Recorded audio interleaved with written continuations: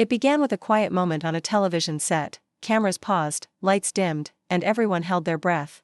Marlo Thomas, radiant yet trembling slightly, had just received news that would change her life forever.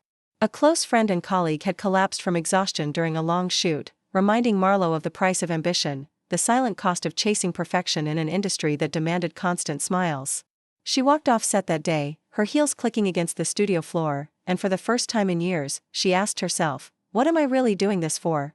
It was a question that would follow her for decades, through fame, heartbreak, and transformation, as she built not just a career, but a legacy of compassion, independence, and courage. Her story began far from Hollywood's polished glamour.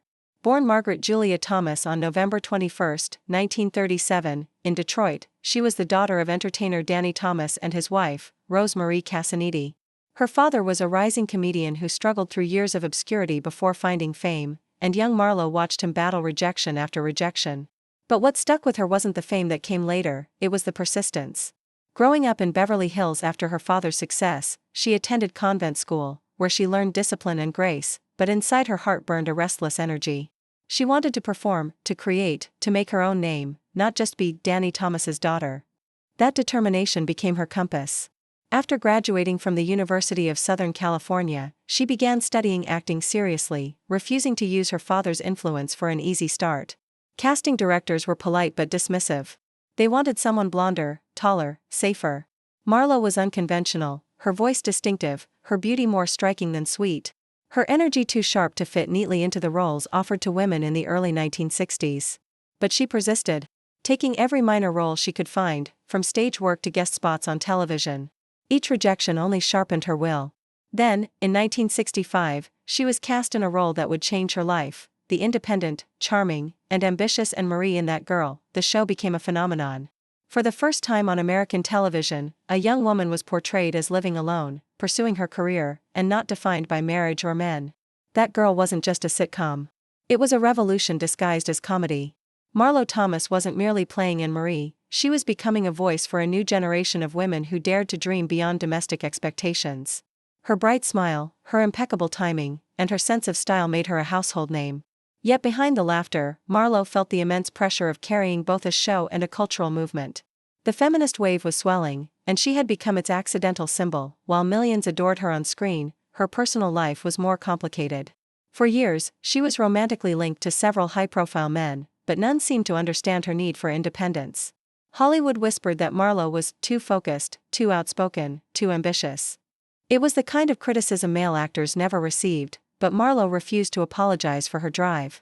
Then, in 1977, she met television host Phil Donahue when she appeared as a guest on his talk show. Their chemistry was undeniable. She asked thoughtful questions, he admired her intelligence, and by the end of the interview, sparks were flying. They married in 1980, and what followed was one of Hollywood's rare enduring love stories.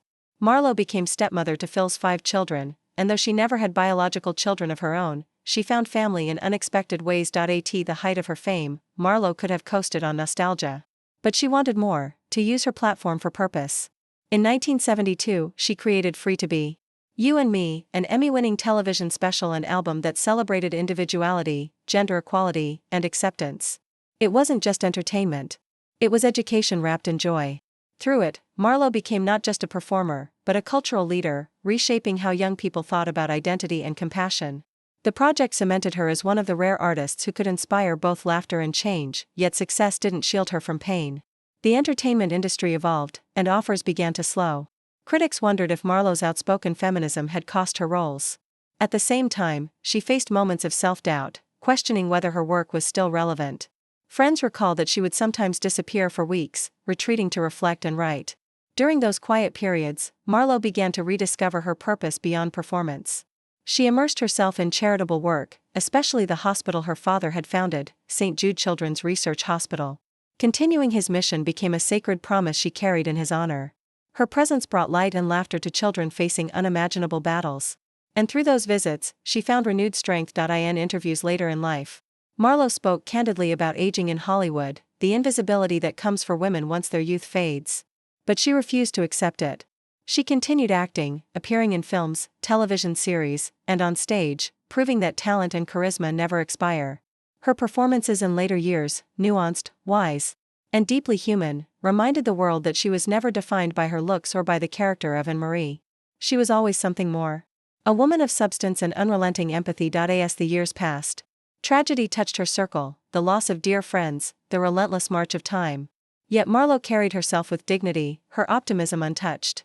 She often spoke of gratitude, of how the lessons of her parents and the resilience of children at St. Jude shaped her understanding of life. The glamour of her youth had softened into something gentler, wiser. The photographs from those early years, the beaming young woman in the bright 1960s dresses, eyes full of hope, now sit beside new ones, Marlo in her 70s. Smiling softly, her eyes still alive with purpose, her story.